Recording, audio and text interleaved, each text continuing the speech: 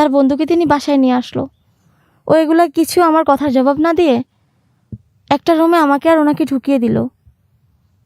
আমি অনেক আতঙ্কে ছিলাম, আমি খুব ভয় পেয়ে গেছিলাম, খুব ভয়ে ছিলাম যে এই কি করতেছে। আমি আসলে বুঝতে পারছিলাম না।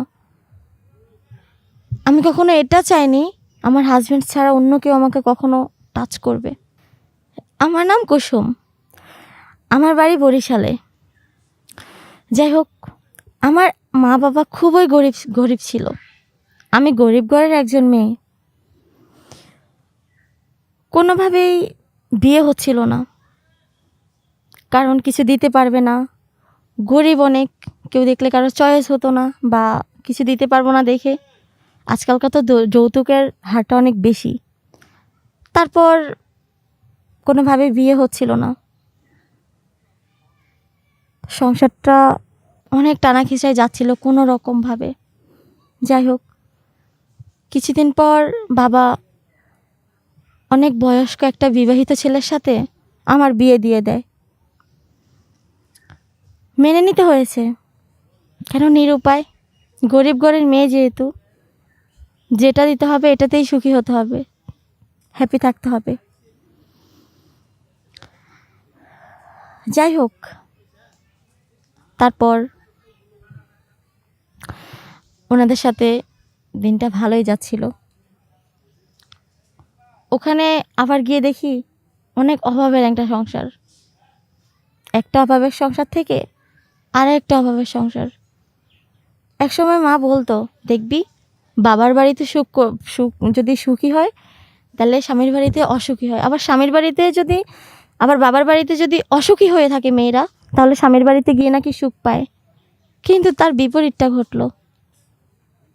বাড়িতে গিয়ে দেখি ওই বাড়িতে আরও সেই অবস্থা খারাপ। আমাদের বাড়িতে যা আছে তাদের বাড়িতেও আরও দ্বিগুণ খারাপ। একটা অভাবের সংসার থেকে আরও একটা অভাবের সংসার। অনাহারে অনেক দিন কেটে যাচ্ছিল, অনাহারে থাকতে হতো। আমার হাজব্যান্ডও কিছু কাজ করতো না, অসুস্থ ছিল তিনি। এভাবে বিয়ের 2-3 মাস পর আমার হাজব্যান্ড হুট করে তার এক বন্ধুকে আমাদের বাসায় নিয়ে আসে। তখন আমি তাকে বললাম যে উনি কে, বা গড়েও তেমন কিছু নেই যে ওনাকে খাওয়াবো। ভাবলাম হয়তো বা তার বন্ধুবান্ধব হবে। হ্যাঁ, তার বন্ধুকে তিনি বাসায় নিয়ে আসলো। ও এগুলা কিছু আমার কথার জবাব না দিয়ে একটা রুমে আমাকে আর ওনাকে ঢুকিয়ে দিল। আমি অনেক আতঙ্কে ছিলাম, আমি খুব ভয় পেয়ে গেছিলাম, খুব ভয়ে ছিলাম যে এই কি করতেছে। আমি আসলে বুঝতে পারছিলাম না। আমি কখনো এটা চাইনি আমার হাজব্যান্ড ছাড়া অন্য কেউ আমাকে কখনো টাচ করবে। আমি এক পুরুষেই আসক্ত ছিলাম। তারপর আমার রুমে কোনো দিন আদার্স কোনো ছেলে কখনো ঢুকতো না, আর আমার হাজব্যান্ড এটা কখনো অ্যালাউ করতো না। যাই হোক, উনি জোর জবরদস্ত করে আমার সব কিছু কেড়ে নেয়। কেড়ে নেওয়ার পর আমি এখানে কি বলবো, পরে বুঝতে পারি যে এটা আমার হাজব্যান্ডের কারসাজি। তিনি তার বন্ধুটার থেকে টাকা নিয়ে আমাকে তার কাছে দিয়ে দিয়েছে। ধীরে ধীরে এগুলাই করতে থাকে। তিনি দিনের পর দিন, রাতের পর রাত আমাকে এই ব্যবসায় জড়িয়ে ফেলে। গ্রামের প্রতিটা মানুষকে দিয়ে আমাকে অপহরণ করেছে, তাদের কাছ থেকে টাকা নিয়েছে। ধীরে ধীরে গ্রামের প্রত্যেকটা মানুষ সব কিছু জেনে যায়। যখন সব কিছু জেনে যায় তখন আমার হাজব্যান্ড নিরুপায় হয়ে আমাকে নিয়ে শহরে চলে যায়, সেই একই ব্যবসার জন্য, সেই একই কারণেই। তারপর তিনি শহরে আমাকে এই ব্যবসার সাথে জড়িয়ে ফেলে। আমি কি বলবো এখানে, একদিক দিয়ে এখান থেকে যদি চলে যাই বাবার মান সম্মানে লাগবে। আমার বাবা গরিব ব্যক্তি, কিন্তু তার সম্মান আছে। হ্যাঁ, তার কিছু নেই, আমি এটাও চাইনি। তারপর বিয়ে তো হচ্ছিল না, যা অনেক কষ্ট করে বিয়ে হয়েছে, উনি আমার সাথে এসব করতে চলেছে। দিনের পর দিন এই ব্যবসা আমাকে লাগিয়ে রেখেছে।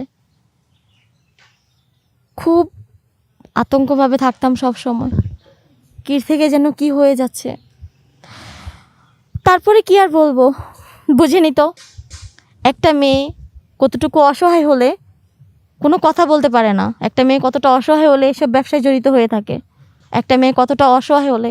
আমি তো নারী মানুষ, আমার একটা জীবন আছে, বেঁচে থাকতে ইচ্ছে হয়, মনের কত শখ আকাঙ্ক্ষা আশা আহ্লাদ আছে, এগুলো কখনো পূরণ করতে যেহেতু পারিনি, ভাবলাম যেহেতু স্বামী এটা করতেছে, হয়তো বা এটা উনি চাচ্ছে যেহেতু, তাহলে আমিও করে যাই।